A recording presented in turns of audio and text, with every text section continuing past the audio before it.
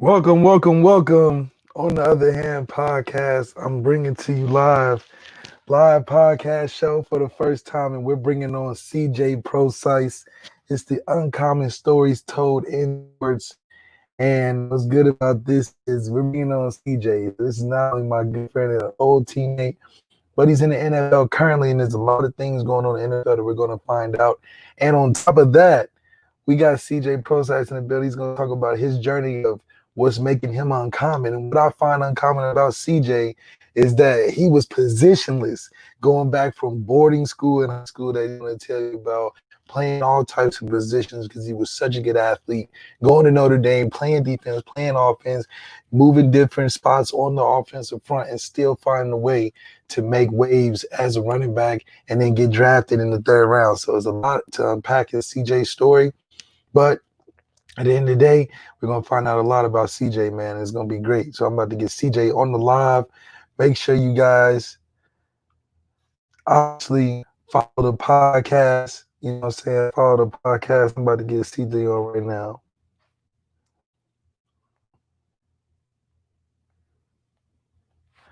We on here, baby. CJ Prosise coming to the live. One second. Any questions that y'all got for CJ, make sure y'all ask me too. We about to get CJ on here.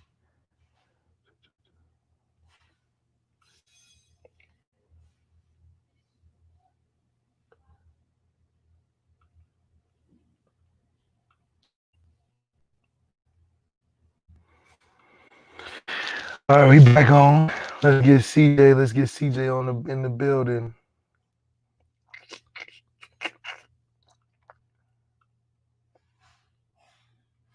But anyway, we got CJ Prosise. I'm about to play some CJ highlights too. Let's get some highlights in there. See what we dealing with. Oh, we got CJ. We got our guy CJ Prosise in the building. What's good? What's good, my brother? Good. Oh man, thanks for joining me on the podcast. This is crazy. On the other hand, this is all about the uncommon stories in sports. Yeah, you got a uncommon story, man. Like, if you're really thinking about it, this is about the uncommon side of sports. Yeah. And you have an uncommon story, brother. I mean, at the end of the day, you were almost technically positionless up until the time where you get a chance to go into the NFL. We want to dive into that amongst the other things that are going on in the world. But starting off, thank you so much for coming on. My brother, I appreciate you having me on, man. Appreciate it. Nice being here. Absolutely. So what you been up to in this quarantine time? You in the house? In the house, man. I mean, I'm down in Texas. We trying, down here, everything's still open basically. So we trying to just stay safe, get our mask on. But I'm staying in the gym, training as much as I can, bro. Just out in the field in the hot sun, trying to just get ready for whenever the time is called. Whenever I get that call, whenever we open up. So I'm just ready to let it rock. Now you got the COVID going on. So does that change any way how you started training? Have you done anything differently, or what's been like your training regimen? I can imagine it's been a lot tougher. I mean, really, bro, like, since I'm down here in Texas, it's like I just go outside and train, it's not, as far as the weights and stuff, you kind of got to work around that. I'm basically working out like 8 o'clock at night with nobody in the gym at all. So this is basically me and my trainer. So we just getting it in. And other than that, we're on the field every day. So it's just, I go out to the field right across the street. So I walk to the field, get my work in, and come right back to the crib. So it's like in the house, back in the house, go to the field, back to the house. Oh man, so you definitely sound like you're a little more restricted, but at the end of the day, you still on your job at all, as always. Yeah, always doing my thing, man. Can't get off the routine. Never get off the routine. And is that something like, let's start from the beginning. Now, is that something that you always had growing up with, that you got to put in consistent work, or something that's just kind of you learned over time when you started playing football? Really, man, I think it can, really come from my parents. They kind of taught me that you always got to work, always got to grind. My pops always worked. He worked shift. He works on shifts, so he don't come home. You know, he'll be working at 16, 24-hour shifts, and he don't come home for a couple of days. So he working all the time. So that's what I'm used to. I'm just used to putting your head down, grinding, and getting to where you need to be, and providing for the people you need to provide for. So that's kind of how I was raised, what I was built on. And growing up, you know, Mom Dukes just took me everywhere. I was always busy, always doing something. So that's just, you know how Mom Dukes be. She gonna make sure you good. Absolutely. She definitely gonna put you in the right places because Right. that's what moms do. They just want you to do good. Now, where did that hustle translate into now I want to go into the NFL? Was that always like when you were a kid, oh, I gotta get to the league? Or was it something that you saw as you got better with football? Man, from the first day, it's like, man, I'm going to the league. You know, I'm trying to play in the NFL. That's the dream. That's the goal.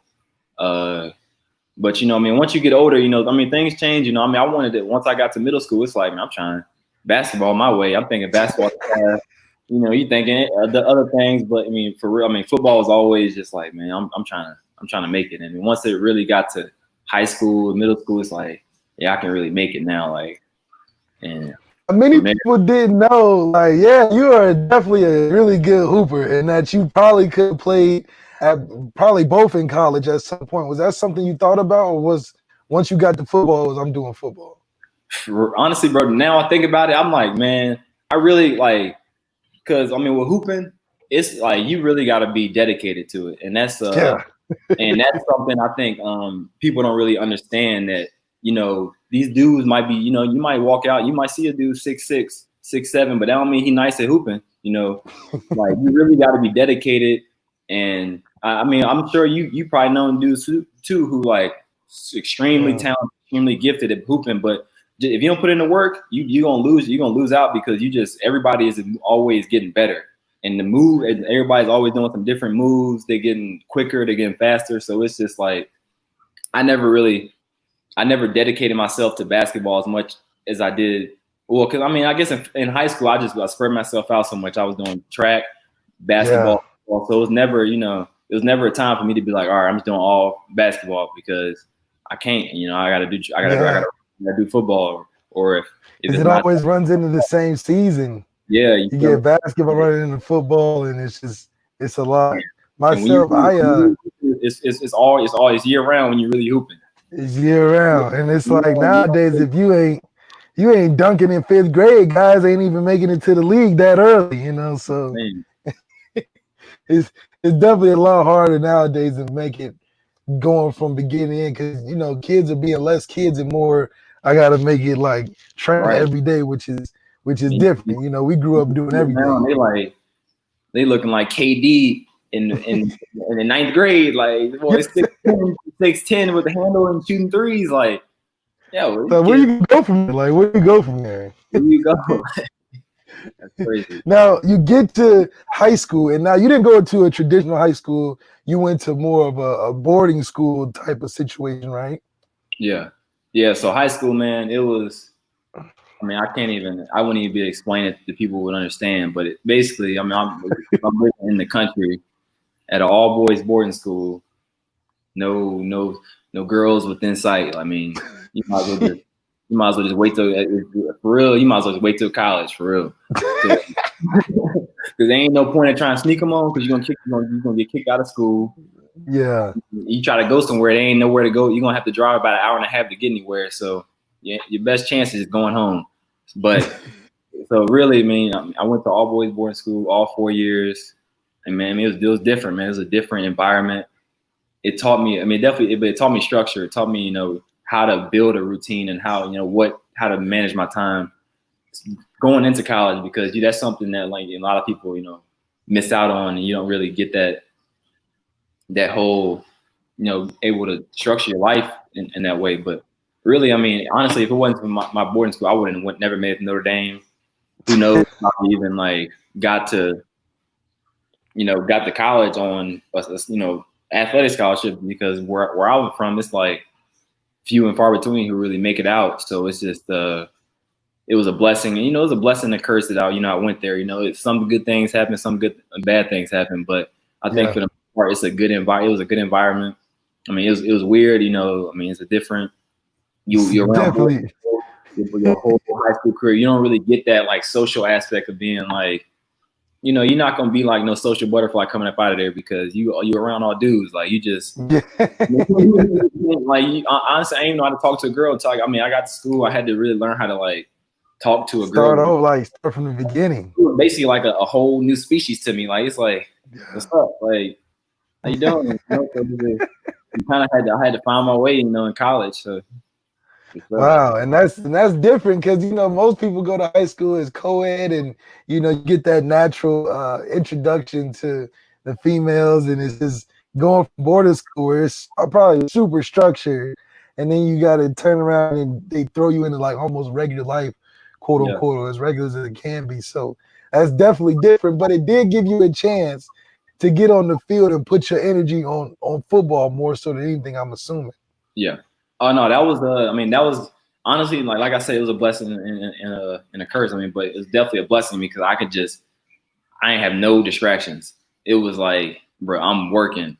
And when I first got there, it was such a cultural shock, and I was just so not used to it. My grades is tripping. My grades is shitty, and it ended up, I end up after my first semester, it's like I really had no distractions because it's like I got to do my work. And I gotta go out there and play football or do whatever sport I'm doing. So at that point, it was just like I'm always in the gym, always working out. Like you can ask anybody in high school nonstop. I get a little free time. I'm in the gym. I'm shooting the ball in the weight room. It don't matter what I'm doing. Like we was just always active. Like now, is that where the whole positionless thing kind of started for you in football, where you kind of played a little bit of everything? Honestly, for real, when I came into high school. Honestly, I was still kind of positionless then. They put me a corner to start off. I was making plays there. They put me a safety. Then they was like, all right, let's put me a receiver.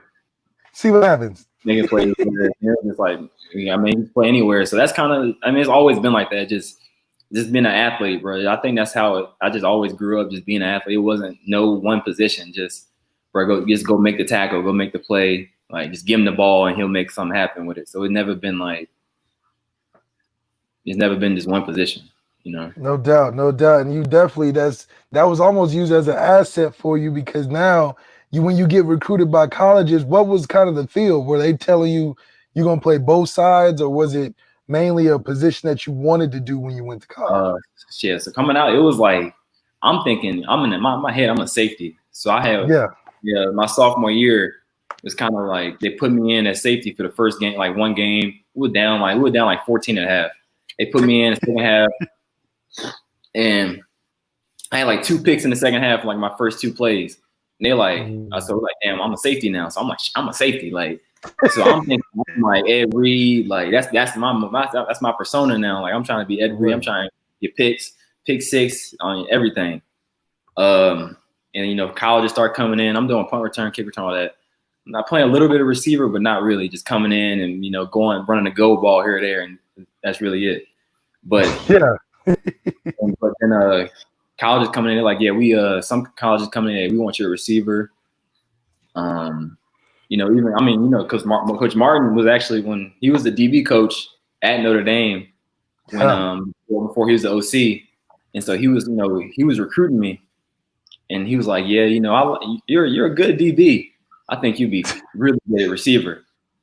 And then just so happened, of course, the moment he get there, once he get there, he turned to OC. So yeah, it just so happens. I'm a receiver all of a sudden.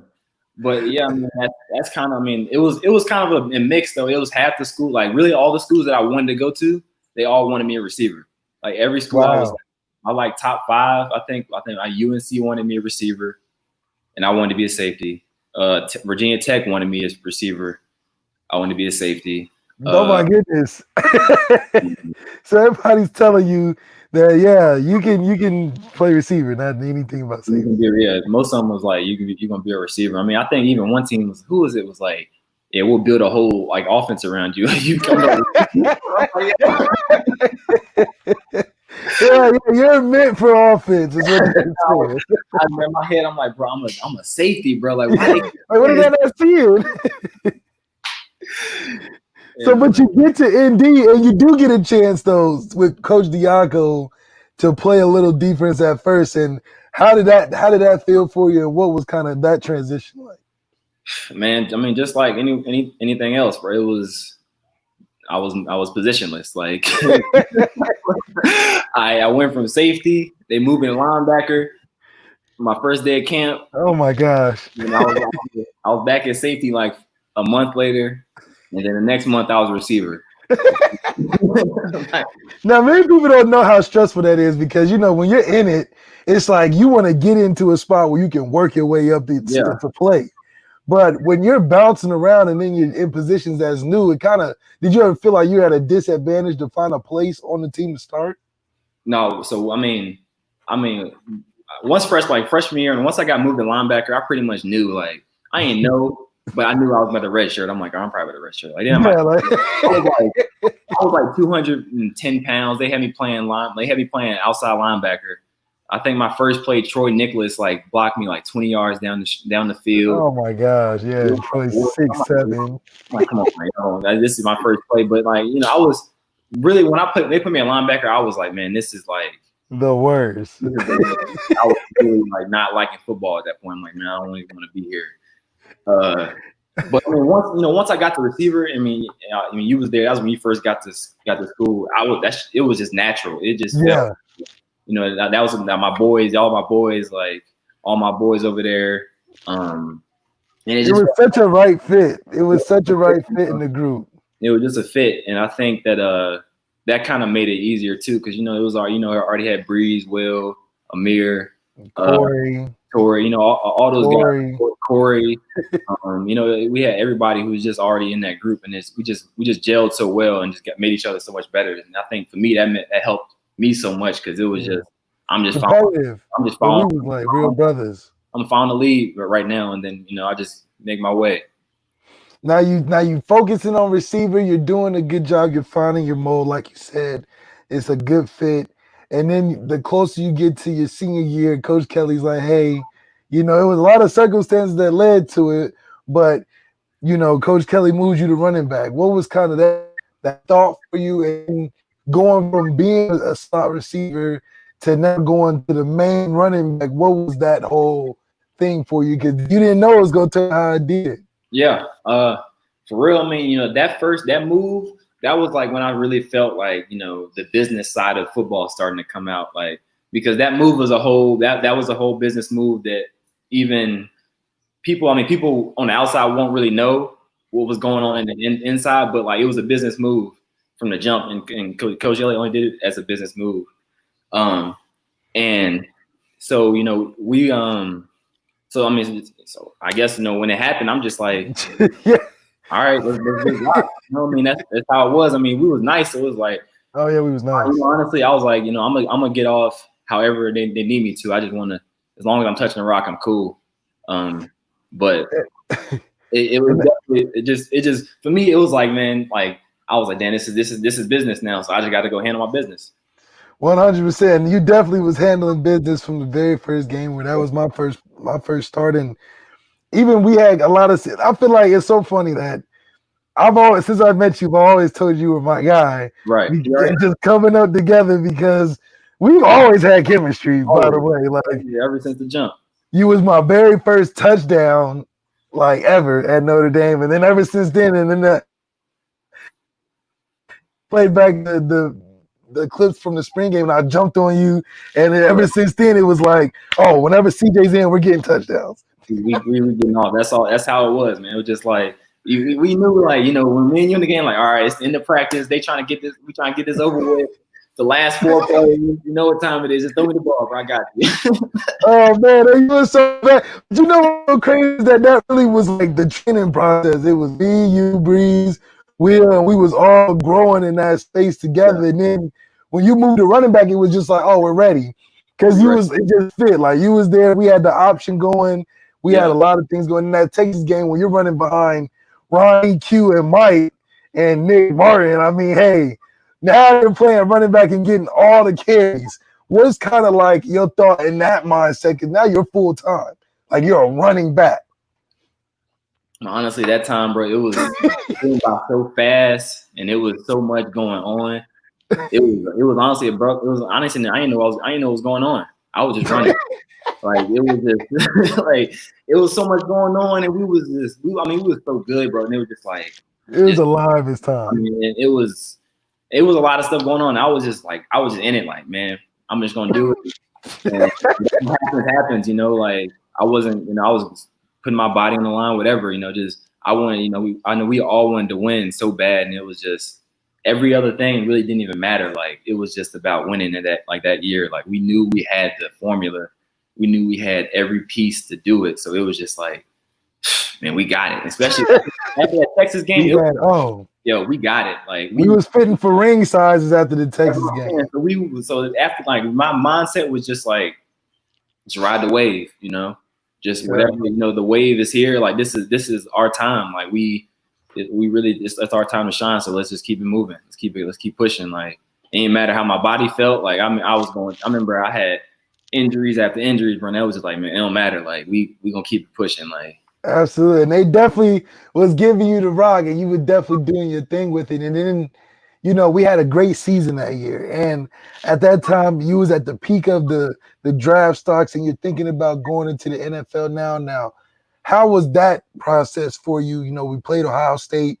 It was a good game, but we were just too broken up at that point. But we're playing after the Ohio State game. The process starts for you in the NFL. So now you're listed as a running back, but did you see yourself more as an athlete going in, or what was that like in that transition? No, honestly, I see myself as a running back. I know, it was articles and stuff saying, he's your receiver, he's your running back. In my mind, I was a running back. At that point, I'm trained to be a running back. I didn't, I wasn't doing receiver training. I'm doing running back training. So it's like I'm running back now. If I still did my receiver training that I learned, but I ain't going out to see a receiver coach. I'm trying to get my running back skills right now. So I see myself, and that whole process, it was, like I said, like just like the whole kind of season when it was just a blur, just kind of went through it. Was super fast. It was like one day we was in Fenway Park, and then fast forward playing the Fiesta Bowl. Like it was just that fast. And it was like, and at that point, you pick an agent, you kind of keep it moving. It's like that's it. I didn't really have, my process wasn't, I guess, I didn't draw it out, man. I'm not even in like my college recruiting process. I committed early. Like my agent, I got my agent. Decisive. I'm not trying to be you. Like I don't want to waste nobody's time trying to get things rolling. So, and I pretty much knew, before, I was injured for the game, so I already knew, what time it was, that, and I had already chose my agent and stuff. So. Now, I really want to talk about that because that was kind of like an underrated thing that played a little bit, I feel like, into your rookie year. Do you ever look back on that year before you came out and the injuries that played into it? Would you have done it in your mind any differently? I know that year also we was thinking about national championship, but we also put a lot of pressure on you from the carries that you've had. So in thinking about your transition to the NFL, how do you look at that process of getting your body ready for that first year? Honestly, just being real, our weight program at Notre Dame wasn't really up to par to be a national championship team. Yeah. We didn't have that strength program that was at the time was like able to put guys, get guys as strong as the guys like in the SEC, like Bama, like LSU, those guys. Like we didn't have those. Like that, our strength program wasn't like that, and it was also some part on me because I was a receiver. And then you just I wasn't. I'm not. I didn't think I was going to be getting moved to running back and be taking 20 carries a game as well. But like in between tackles, So it's like your body. Honestly, it looked good, but your body can't. Your body's not gonna be used to it if you ain't never done that before. So, definitely put a lot of pressure on my body. I think if I could go back now and like redo it, I would just be my weight room. As far as like what I was doing in the weight room, I would just double what I was doing, and I know that was basically it'd be impossible for what we was doing in college. But that would only be the best way I could have prepared myself because really, I mean, especially once you get in the league too. I mean, at running back, you getting hit so much, you just got to have that coat of armor. Like, you just You got to just be. got to, yeah, you just got to have it. No matter how much you want to, like, beat around the bush, like, you got to lift. You got to lift, and you got to get strong. And because you're Yeah, gonna take a be hit. by guys who are like lifting every day, so you get hit. So you got to lift every day. So that's just the game, and that's what it is. And I didn't understand that. Coach Denson really drove that into my head. Mm-hmm. Like, while I was about to leave, when I was leaving college, going like training to get into the league, he was like, "CJ, you got to lift. Like, You got to get in the gym." And I was small. And I mean, I have like a skinny frame, so that's just how I am. But like, I was small coming into the league, and being a running back, that was just, that's not how. And plus, I was so beat up coming out of college, it was hard to actually prepare to even. Right. Like, I couldn't even lift. Like, I could barely even bench until after the draft. Yeah. Now, like you said, you didn't even know the size plays such a factor in your rookie year of the league. But what else kind of like surprised you on that transition? Like, we know the strength part, but from, okay, now you get drafted, great moment. You go to the Seahawks, you do the whole family thing. Now, what's the mindset going into that rookie year? Like, you talked a little bit about it, but from there. I mean, going into rookie year, it's just like, I mean, you kind of, what they expect from you. They tell me, I want you to be, you're gonna be our third down back. We're gonna bring you in for these situations and this and that. And then, so so it's nice to know you got a role and what your role is. And so I'm just trying to do that to the best of my ability, basically. That's all I want to do right now. I don't want to get, do too much. I just want to do my role to the best of my ability. I just want to do my job. And that's kind of what it turns into once you get into the league. It's like, you just do your job, just kind of, Fill that role in. Yeah, they tell you what to do. All right, do your job. All right, and they don't need it. I don't want them to have to come to me and tell me how to do my job. Just, I'll just do it the way I do it. Now, does that change how you felt about football once you kind of, now you're talking as like the CJ the vet, So as CJ the vet, you're seeing more of the business side of the football. But did it change the love of the game like you had when you got drafted, for instance? No, honestly, I mean, the love of the game never left. I mean, and I never played another team, so I can't say like I can't speak to everybody's experiences, but I know just with the Seahawks, Coach Carroll makes it a very, fun, friendly, loving environment where, it's a fun environment where it's hard to lose your love of the game. I would say, I mean, even though it is a business, and you can sometimes I've seen a lot of people kind of mistake coming into Seattle thinking it's like a friendly place, fun place, and then you kind of all lackadaisical, and they'll cut you. Like, they don't care. It's still a business, but they make it a fun environment to play in. Friendly as it can be. Right, exactly. Now you play with a lot of great players. We had Jalen Smith, Will Fuller, Ronnie, bunch of great players on the college level that you was around. Now going into the NFL where all the guys are quote unquote kind of star players, was that kind of like a shock for you that you standing next to Russell Wilson and being like, yo, you was just in the Super Bowl, now I'm your running back and you handed me the rock? Like, what was kind of that adjustment from a skill level as opposed to just now you're in the big leagues? I mean, I think going in, because going in my rookie year, we still had the basically Legion of Boom, all the the guys from the Super Bowl on the team, Mike B, Cliff Averill, we still had a lot of the OGs on the team, so you still felt that not pressure, but just that you need it's time to win. Like, ain't no messing around. We got a job to do, so it's kind of you definitely felt that, and you definitely, and it was just great being able to see their preparation and how all those guys were moving around the facility while they were there, because by my second year that whole dynamic was gone. We didn't have it was all gone. You was like at the end of the Legion of Boom. Yeah, so I mean, I think now, I think it's only like 4 guys from the Super Bowl now, but like when I was there, it was kind of slimmer. So it was you seen like two sides. You basically seen where it was like my first 2 years, you see all these old guys, not old guys, but older guys who've done it, who basically made it to the pinnacle of where you want to make it in your career. And then now, like my last 2 years, you kind of seen a lot of young guys who trying to find or like kind of figure out the ropes. Now, what's something that was surprising and then unsurprising when you got to the league? Because before you get to the league, there's so many things you speculate on. Once you get into that brotherhood or under the shield, where you're like, once I get there, it's gonna be like Ballers. But was it like Ballers for you, or was it a different experience where you had a little bit of that, but it was more of a business too? No, I mean it was just more of a business to me. I think even since I stepped foot in there, it always felt like a business, and it was a job had to be done.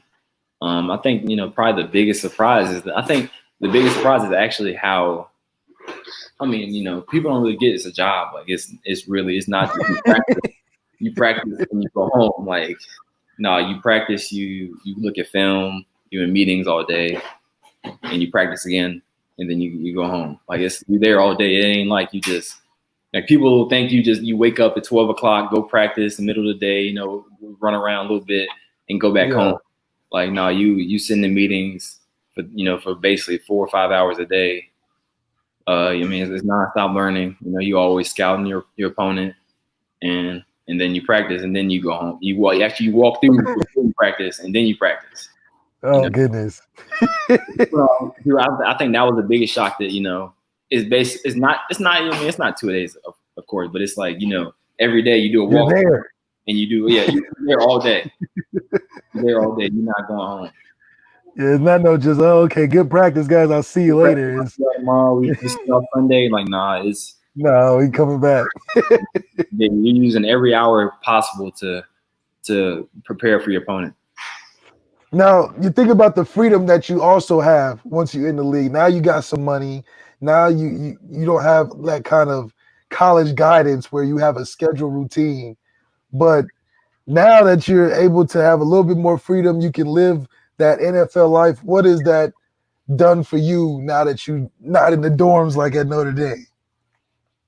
At first, you got to kind of enjoy yourself. You got to, splurge a little bit, spend a little, not spend too much, but you spend a little bit, because, most people, I know, I'm not going to say most, I think all never had life. So it's like, ain't nobody had so like, you got to enjoy yourself, because you earned it. You put in a lot of work, you put in a lot of time, a lot of effort, but it's not the end. It's not the end goal. That's not the end all be all. You still got a long career ahead of you. And I think that's where I kind of understood, all right, I can enjoy this my first year, but after that, it's like, all right, I need to keep improving myself, improving my body, and getting so I can keep making myself better on this level. And it's interesting too, because once you get into the NFL ranks past the rookie year, where you lose all the media attention like a Zeke or a Saquon that continues through the year, what is it like as a player now that you're a vet? There's no more rookie hype. Guys got film on you. People kind of know about you in the league. What is that like in relation to the media, and you're trying to brand and stuff that people don't get to see? People just see Zeke and Saquon as you only see the best of the top of the league, but you're still an NFL player. You still have a brand, and you still work that connection. So what's that like for you when you're not making the $50 million a year? Man, you got to understand, like, you're not. And I think all guys can understand. You're not Russell. Like, there's only one Russell on the team. And there's only one guy that's making $35 million a game, and so you got to understand. Like, you got to understand where you are, and you got to be real with yourself, because. I would love to, it's nothing against Russell. He deserves every penny he gets. Like, he deserves every bit of that $35 million. Trust me. But, I'm not gonna be out here driving the same car Russell driving. I'm not gonna be doing all that. So it's just like, you gotta just know where you at, and you gotta be comfortable. You gotta be fine with that, because you still living your dream. You still doing what you love to do. So you can't try to put yourself in a category where you're not yet, where you're not yet, and that might not, honestly, football might not be where you make all your money ever in your life. Like that might not be where you make your most money, and I think guys need to understand that it's more about the long, like the long term instead of the short term, because the football is a short term. We ain't like, even however long we play, the longest you can play for 10 years and you still be 30 years old, and you still have your whole life ahead of you and you still have a whole lot of things to do. And you might play 10 years and you might not even make that much money. Like, that's the thing. Like who knows what other things you got going on, but like you might play 10 years and you might, making the minimum for 10 years. And trust me, you made a lot of money. Don't get me wrong, but you still like man, that's the minimum now. You still gotta work, and you still gotta go provide. So, I mean, of course, unless you need to do it, you can do it right. Do what you need to do. But I'm just saying, like, you just gotta understand where you at, and you gotta be comfortable with that. Yeah, and it's kind of unfair when you see so much media about the NFL and that everybody perceives that NFL players making millions and millions of dollars, that it almost affects kind of how you go about in the media yourself, where certain things that you may stand up for, say people almost can't relate. In college you faced people saying, "Oh, you guys are privileged because you're getting all this free education and boarding and all these meals." But in NFL, it's a little different because now they're like, "Oh, you're getting millions of dollars," but not everybody is. So what's kind of that mindset for you in terms of how you approach media and then just networking yourself? I always just try to stay humble, stay grounded. And I'll let people know, like, listen, I know what my contract says. My contract says 4 years for 3.1 mil. But when you add Uncle Sam to that, that's 33% gone already. Already. So you take a third of that, and that's already gone. So, like that, I'm never seeing all of that. So, I just always just stay humble, stay grounded, because you could easily be a day or a call or anything, a play from the other side of being, the other side of it. So you basically a call from being broke, you a call from being cut or whatever. You a play from being your last play ever. So I just always save what I got. Be very thankful for what I got, because it easily could be gone. Yeah. And going through that, like, especially because, the dream when you're young is so built up on making it to the league. But now that you've made that happen and now you've been in the league for a while, have you found a new inspiration or a new goal for something you want to achieve as the next big NFL dream that you have in your life? I mean, for real, man, after, honestly, my career has been started off, pretty well. Then it's just been going kind of downhill since. Injuries plagued my whole, I've been injured my whole career. So it's like, I've never had a real start to my career. So honestly, I'm still chasing them. I'm still chasing, like, I just want to have me a full season. Like, where I'm just doing my thing where I can just play again, because since I've been honestly, the last time I've been able to really get off was in college. I really haven't, had my, I had a good game or two in the league, but I never really had my chance to hit your stride. Because even when I was in those games, I was playing with a broken hand, injured ankle, like, and, it was always something. It's always going to be something, but it's just like, I just want to have, honestly, my inspiration is just, I just want to keep playing this game till I can't, but I want to have that season where I can just play, like, no worries. It's not about, damn, I'm like, I never thought about getting injured, but it's like, shit, like, it happens. Yeah. I feel about it. Like, I go out there and I'm running, I make the right cut. Boom, somebody hit me in my arm break. Like, damn, like, what am I supposed to do about that? It ain't like I can go and lift. I can't go lift no more weights, because if it hit me in my arm again, shit might break again. No. It might break again. You never know. I just got to go out there and play And that's really all I want. I just want to go out there and play. It don't matter it don't really matter what, to what extent it is. Like, just let me go play. Let me go get my rocks off. Let me go. If it's on special teams, let me go play special teams. Let me do that, whatever. Because I just want to. I mean, honestly, at this point, just like, I'm back to my, sophomore, junior year in college, where it's just like it's a grind. It is. You just get on the field at this point. And that's really what it is too, man. I think I saw it a little earlier in my career, having that injury that just changes literally everything, man. Yeah. Like, I thought even in the game we was eating in that game, and we was, doing a lot of things. The injury can change a whole career so much that, it's kind of makes it football put in the perspective of it's almost a gamble, because you never know what can come up, because like you've learned in the NFL, you can't control a lot. Yeah. And what has kind of been your mindset or mentality that's kept you kind of sane? Because, it's not even about being the best talented type of guy, because, you're very talented and you can play on that level, and there's things that play into it that you can't control. So what's kind of kept you mentally locked in going through the process of changing teams and that whole thing? Honestly, bro, just having the game, like, since, being the Seahawks kind of keep me around, even though I was injured, when they could easily cut me, get rid of me. That really helped. I mean, for my mind, like, I don't know what I would have done without the game at that point. Right now I'm kind of, I'm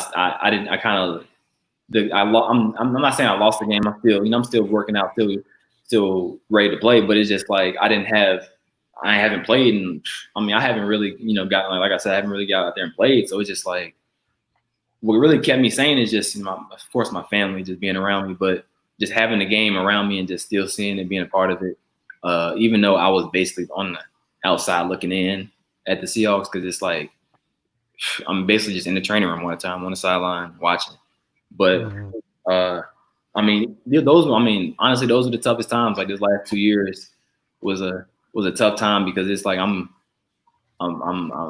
hurt, but I'm not hurt, and then I'm not playing. I'm just kind of watching. Just basically, I'm getting paid. I'm just basically a well-paid practice player right now. Yeah. And that's kind of what it was for basically the last 2 years, and it's like, damn. And then I finally get my shot and I get injured. So, like, mentally wise, it's just, it definitely was tough, because, like you said, it's not from the fact that I can't play or I can't do it. Yeah, like you can't perform. Yeah, it's just that physically, I'll get out there and I get hurt, and it's like, damn. Or I feel like even now the Seahawks are like, damn, do we put him out there because he's gonna get hurt? So it's like, what do I do? It's a mental battle, man, and that's why I believe a lot of the NFL too is way more mental than it ever is a physical thing. Oh yeah, for sure. I mean, you basically, you're dealing with 70% mental, 30% physical, because most of the time you mentally, getting yourself ready, preparing yourself for the game, and then the game is only 4 hours, game 3.5 hours, 4 hours. So it's like you play one time a week and you prepare so much for that one game, and that's it. Like, that's the only shot you get. So yeah, it's an interesting thing, man. Looking at the numbers, those numbers always scare me, man. They'll come in and give us those meetings for those team meetings where they'd be like, 3% of people will ever make it to the league. And then you're like, oh, that's going to be me. And then you realize when you're that 3%, it's really even smaller that even gets to the top of that. It's even smaller than, like, the guys, they talking about the guys with the big contracts and this and that, but it's really only, a handful of guys, getting that. And and it's mostly luck too. It's not even, a lot of it's not even off of talent. It is. It's a lot. A lot of guys are very talented, very athletic, but a lot of times it's just luck, because you never know what can happen in this game. You really don't. No doubt. Now, you talked a lot about growing up. A lot of people don't make it out. Now, what did you have that other guys was missing in your community that you'd use to make your situation better?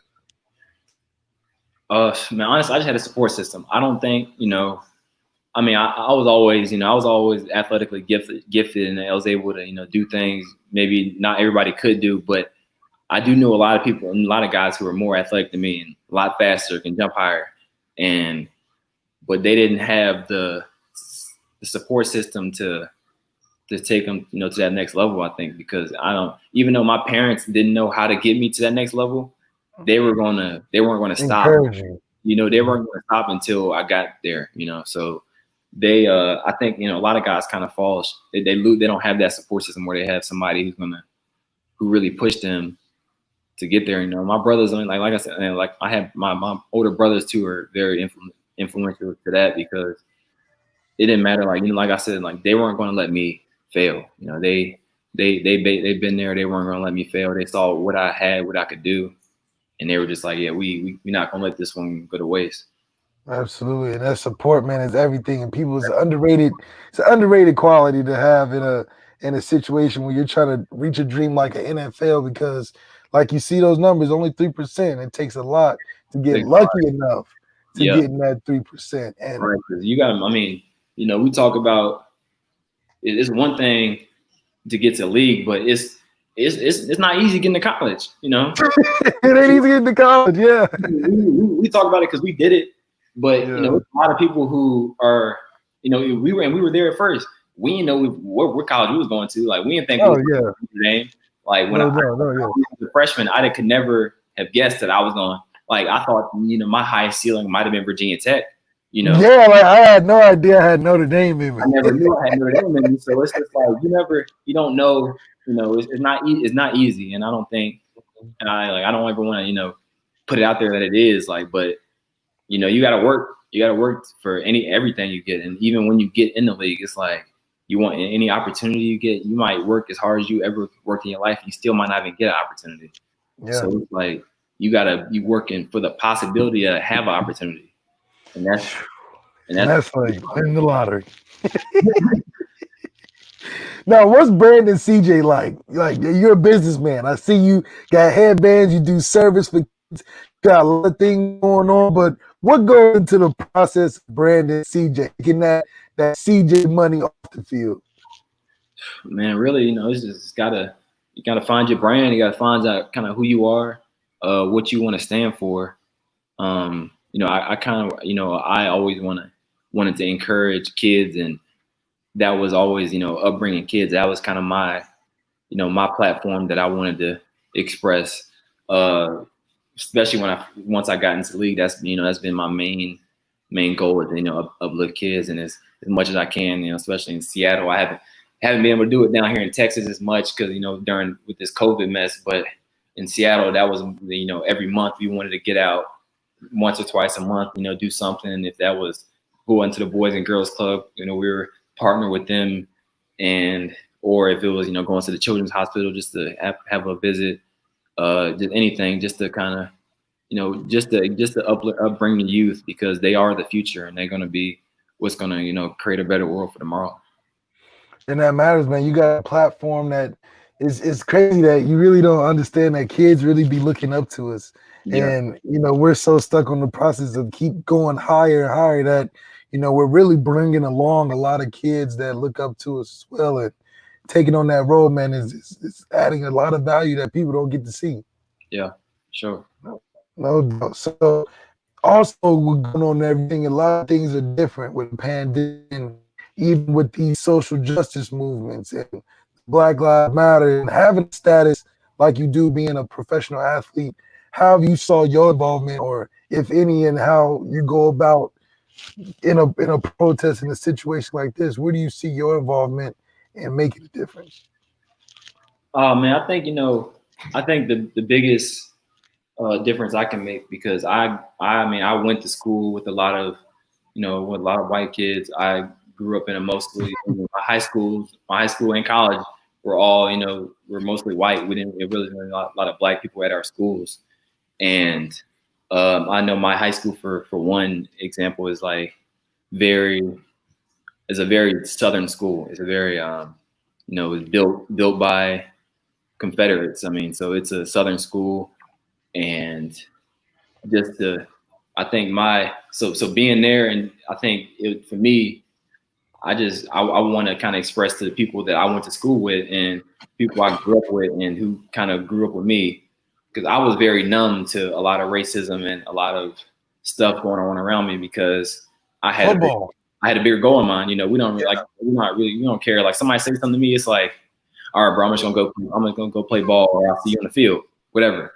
So I think now it's like I just want to We be got able to, I want to be able to talk about it. People, say like, it's, it was problems when I was in high school, and it was a lot of stuff that, I really kind of looked over, and now it's just like, yeah, man, like I've had a lot of people, hit me up saying, if I said anything that ever offended you in high school or any time, like I'm sorry, because it happens. I'm like, and I understand, like you can't really judge somebody off of how they've probably been raised and how they've been brought up, because if somebody would judge me off how hard I work or like my determination, I couldn't be mad at them, because that's how I'm taught. Like that's all I'm taught to do. Like if somebody get mad the way I play football, I can't get mad at them, because that's what I was taught to do. But so I can't get mad at like people who are ignorant to racism and what's going on actually in our world, if they don't really know what's right or what's wrong. But I think now I just want to make sure I express to them that there is a lot, there is a lot of people in this world, and I know we grew up in a bubble, and we're in a bubble. I know for me, I was in a bubble high school and college, where once you get outside the bubble, it's not like that, So, and just express to them that it's just listen to everybody's opinions, because everybody matters, and everybody has value. Everybody brings value to your life. It doesn't matter what color their skin is or what it is about. Everybody brings value. And it's interesting because you're seeing a lot of pressure on guys in positions like college coaches and professional leagues that can't just board it by saying, "Oh, we're just gonna go back to season one," because the pandemic forces people to be at home, and Yeah. two is like it's been such a big movement that okay, people have to address it, and people haven't been the best at addressing it. So the NFL has done many things to kind of work with the situation. And being in the NFL yourself, how do you see a synergy between a professional sports organization mixing with most of the league is black? So how are those relations from your perspective? That has there been a connection between the league and the players in that standpoint, like the NBA?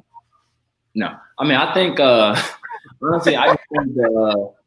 I mean, in my opinion, I think the NFL don't. I mean, I don't think the NFL really cares about the whole social justice movement. Honestly, I think they just save face, so because they need to. But and the whole, I think they just want football to be playing. They don't give a damn about it. They just want the money to come in. The owners want the money coming in. That's all that matters. And Goodell wants the money to come in. So everybody wants the money to come in. So that's how I see it. I don't really see I don't really see them as actually really caring or expressing, like really caring about anything going on with the social justice. They just want to kind of put something out there to say they did something. So once it blows over, it's all right, and then they can keep playing football. Now, does that? I mean, but like, I think that's the biggest thing between an athlete has to decide. I think at this point, it's more than any other time in history where, yeah, those that money is nice, but playing for an organization that you clearly see could really care less about the people that's playing in the organization and about what the community that they come from cares about. Do you battle with that as a pro, where you're like, yeah, they don't care, but I'm getting money to support my family, or yeah, they don't care and I shouldn't want to be here either? Is that a fight that goes through a lot of players' minds, or is it something that's more, we're keeping it a political versus a social standpoint? I mean, I think it's definitely probably lighter. Probably guys just want to keep it political. Guys, I mean, in the end, like it's hard to be like, all right, I'm gonna give up millions or give up hundred thousands and not play just because of you want to stand up for something. And I mean, it's something that it's like if you really believe in it, stand up for it. But I'm not saying I don't believe in it, but it's just that it would be hard for me to give up what I love. I've played my whole life to be like, all right, something that I've been numb to my whole life, basically. Like, to me, I mean, I want nothing more. I want nothing more than change, but I also love football, so it's gonna be hard for me to say no. Absolutely, man. And it's like, do you ever think that it could be leagues that we have on our own? Like, you've seen Steph Curry and Jay-Z try to buy a team. You've seen guys try to get involved in management and ownership of teams. Like, we know LeBron's probably going to try to push to potentially own a team in the future. Do you see a players' own league ever in the future? Yeah, I can see that happening. It would just have to be the guys would just have to be unselfish. The guys and the guys up top just got to be unselfish and willing to do it. And I think that's the only way it will really happen. I mean, you can get some guys that like me who want to start a players' own league, but it's nothing we can. I can't do nothing.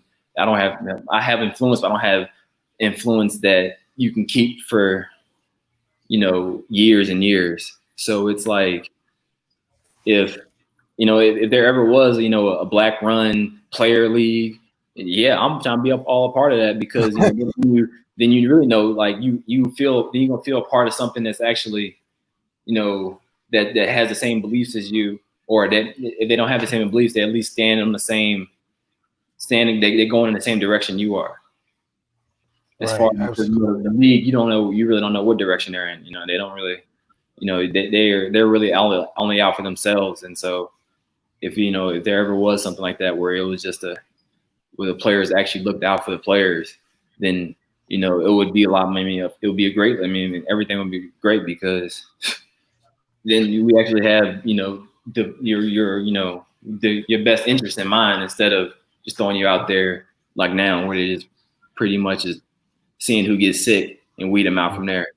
Yeah, like the players union, how the Nflpa is supposed to be ran by the players, organized by the players, but it seems like there's been a lot of conflict in coming back for training camp and the negotiations that they're trying to have, and even to the point of the signing the players agreement to not have another holdout for the season. So what is the biggest frustration in the Nflpa that you're seeing and not having a unified front going against the owners like the NBA does with their relationship with their owners? I mean, I don't know. I think I can't sit down. I wasn't on the calls or anything. I can't really speak on a lot of that stuff, but I just think the leadership is not up to par. I don't think I don't think the leaders of the PA have the best interest in mind of the players actually. So I don't. They might think so. I don't know but they don't. Sometimes they don't really show that as far as in terms of kind of what they were talking about and what they kind of came up with. So I don't, But it affects you though. The Nflpa agreement with the NFL affects you in maybe not the current, but you're thinking about your medical, you're thinking about life after football, your pensions, because you're putting your body on the line. Yeah. But those agreements play into your life after football. And so it's crazy to think that there's so much disorganization in such a professional league that makes so much money. Yeah, and I think it's a proper it's a proper sport, and people. I just don't think people don't want to think they're wrong or whatever it is, but I think sometimes we're not always like. I feel like we just kind of give in as the PA. I feel like the PA gives into the owners a lot, as far as not really. They just kind of they see something good and they bite for it. They jump. The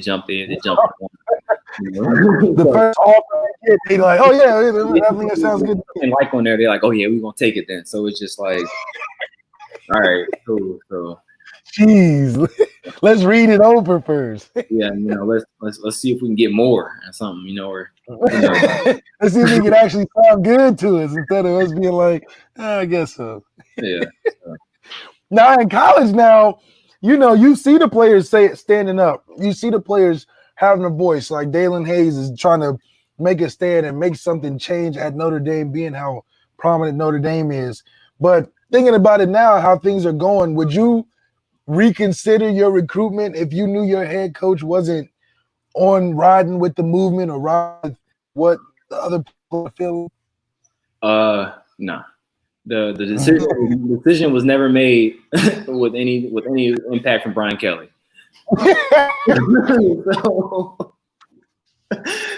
So my But that's the guy that you pay for. Like, you know, obviously we didn't think of nothing like that. We were like, I'm going to know the name. I don't care who they are. But, you know, more players are seeming to feel like, I don't want to play for a coach that clearly could care less about the movement because, like, you see it from Dabo. Dabo's putting his foot in his mouth in some instances, and it's surprising because, you know, his players ride so hard for him. Right. So I just feel like, don't you feel like there has to be a conversation, or it has to be a middle point from the coaches supporting the guys that are coaching for the 4 years of life? I mean, all I'm gonna say is I talked to Brian Kelly 2 times in Notre Dame, and both of them was when I was in the NFL.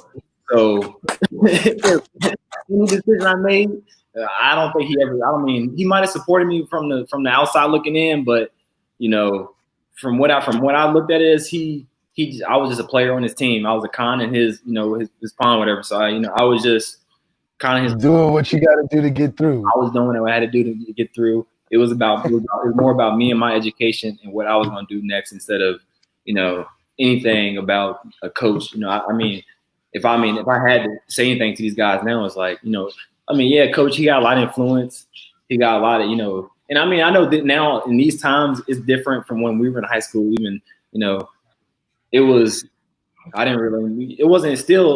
social media was getting big, but it wasn't like it is now, where really like guys can basically now guys can get paid out of high school now, I think, with like advertising and stuff. Like, yeah, like, we ain't had none of that. So now, guys are coming out of high school with a lot bigger voice, a lot more influence. And so that might be, going into your decision now as far as, but when I was coming out of high school, I for me, it wasn't nothing about no hate. Like, honestly, head coach for the school had nothing to do with my decision. Like, it's like, because he could be gone the week after you sign. We had a lot of coaches come and go. So it's like, I'm never going to worry about no coach's influence on me as far as making a decision, because I've only talked to him 2 times.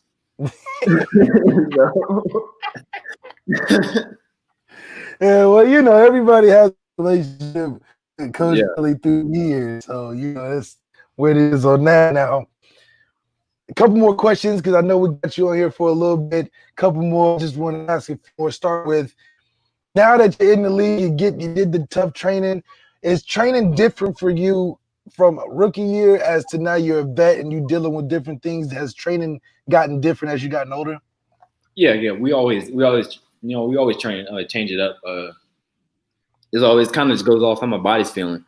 Some days we won't do stuff. Some days we will push more. On days we just kind of is more, in tune with your body as far as what days to go hard, what days not to. What would be your advice for guys? Do you still see guys like especially the new guys coming in wanting to be the first in the drill, that whole hype that you get when you're in college and stuff? Yeah, I mean, it's like you want that. I mean, it's nothing wrong with it. It's just you gotta listen to your body. That's what I'll put it as. You gotta, when your body is like, you can't be going at full speed, like you can't be 100% all go. You gotta listen to it, because once you get to the league, it's not. I mean, you saving for Sunday, like you preparing your body for Sunday. Like that's the goal. Like that's nothing. The goal. Nothing else matters. Like, it don't matter. Not winning in practice. It don't matter how much you can lift 500 pounds in the weight room, do all that BS. But if you get in the field and you can't do shit, then it's like what's the point? Doing? So, it's all about just preparing your body for the game, and making sure it's prepared mentally, physically. Everything is mentally, it's prepared for the game. No doubt. And the game is what the big checks come in for. So it's a building process. Now, being 4 years in the league, or what was if you had to say the do's and don'ts of the league for that for a guy like you going in? What are the do's and don'ts on an NFL football team? I mean, the dudes. I mean, everybody's different. You know, everybody got kind of how their persona, how they carry themselves. I mean, I'm a guy. I'm gonna go do my. I'm just gonna do my job. I'm not gonna say much. Sit back and then I'm gonna see things. See what happened. I'm not talking a lot, and I go home. Yeah, it's different because you got grown men. You got, I mean, guys are, not like how we were. We was over each other's dorms watching YouTube and going to the cafeteria. But these are like, hey, they got families. So I think it's just you gotta learn. You definitely learn on the way. But I would say some of the dudes are just figure out your routine. That's like figure out what time you're gonna get there every morning. Like no matter what time, like you got to do something. Just figure out you get there at the same time every morning, because then you make yourself like, all right, like I'm always gonna get up at 6, and then I'm gonna be at the facility by 7. So it's like you always doing that, and it's like learning. So when that the time changes, something you gotta be at work earlier or later or something. You still up and you still ready to go, and you never like missing a beat. And take care of your body, dudes. And like one of the dudes, always you got to figure out what's best for your body. Taking care of wise, some guys, everybody does different. Some guys Ron put $2 million in his body. Are you putting close to that in your body every year? I ain't got that put in my body. I as much as I can, massages twice a week, chiropractic twice a week, yoga twice a week. Rehab 3 times a week. What else? Fine tuning the car as much as you can. You gotta, especially whenever you got nicks and bruises, you gotta get them fixed as quickly as possible. It's just you're gonna have a lot of stuff going on. And I think probably one of the biggest dues is having somebody, a trainer. I mean, mostly a trainer, but like somebody or support you, like making sure. Who's going to be like making sure you're eating, not even make sure you're eating right. I mean, make sure you're eating right, but like making sure you're working out, just getting you extra workouts when you need them. Because I think that like I have my trainer in Seattle. We didn't.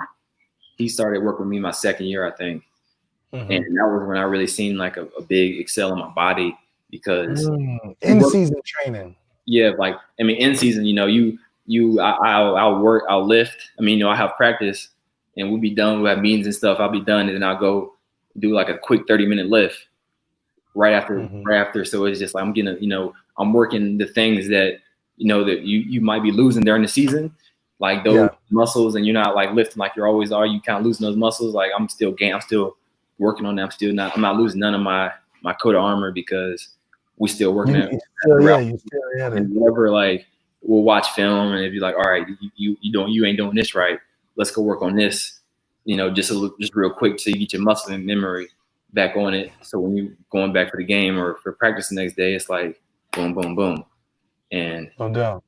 Yeah, and I think one big like misconception a lot of guys have is that you need to listen to a lot of vets. Like that's what they tell you. Like talk to the vets type of thing. You can't listen to everybody. Listen to the right vets. You gotta listen to the right vets. You gotta listen to them. You can't listen to all the vets. You gotta listen to everybody. Because everybody not gonna tell you the right things. So really, they really like try to trick you. Like, huh? I wouldn't say they're trying to trick you, but some people don't even know what the right thing is. So it's like, you can't ask somebody something that they not, they don't even know they sell. They just exactly. They saying like, oh yeah, I think this or this. Like no, like you better off figuring out on your own. You can't. That is so funny. But even if you're a pro, that don't mean you know everything. That definitely don't mean you know everything. Were you surprised by that? You're like, you've been in the league 3 years, you don't even know what this is? Like, that's guys won't for sure. All right, last question before you get out of here. What is next for CJ Prosise, man? You NFL vet, You've been accomplishing everything you've been putting in front of you so far. What's next for CJ? For next to me, man, you know, I'm just keep grinding, keep working. Hopefully, you know, get a call here soon. You know, trying, you know, get for a job. But I mean, if not, I'll still be here working. I'll start my own business up, whatever it is, and you know, we're gonna keep moving from there. You know, I'm not gonna let anything stop me. I'm not gonna describe, not gonna stop. We're gonna keep it moving, keep it pushing around here. We 10 toes down at all times. That's how it's gonna be. We, you know, no matter the circumstances. So whatever, I'm gonna figure it out. Whatever. I mean, honestly, you know, I don't really know what's, you know, 100%. Yeah, you don't know. Yeah, you don't know. But, you know, it's gonna be something. It's gonna be something good. It's gonna be something. You know, I'm gonna definitely be doing something big soon enough here for sure. Absolutely, man. And the CJ Prosise, one of the most uncommon stories, getting to lead the positionless athlete. I mean, you see a lot of guys, they spend so much time trying to play running back their whole life and lose the fact that you got to have fun with the game like you've had. Exactly, yeah. You've had fun on both offense and defense, and through time, you got so good, you found the spot, and now you're right where you want to be, man. That's a great thing to have. Yeah, man. But like, tell them where to find you at before we head out. Where can they find my guy CJ at? Right now, you know, I'm just training down in Frisco, Texas. You know, I'll catch me on IG, Prosise_22. Yeah, be there, and you know, I'll be out, man. I'll be all y'all Irish fans, man. Y'all hit me up. I'm always willing to talk, chat, whatever, man. Just let me know. Always, brother. Hey, Prosise is pro nice. I like that. I like that. Thanks for having me on, bro. On the Other Hand podcast, thank you so much, CJ. We out. All right, bro. Yes, sir. We out, baby. Next time, I'll holler at you guys. Comment below who y'all want to see next time, because we always bring in the episodes to y'all. Y'all great. On another podcast, the most uncommon, because we do it the best. Thanks.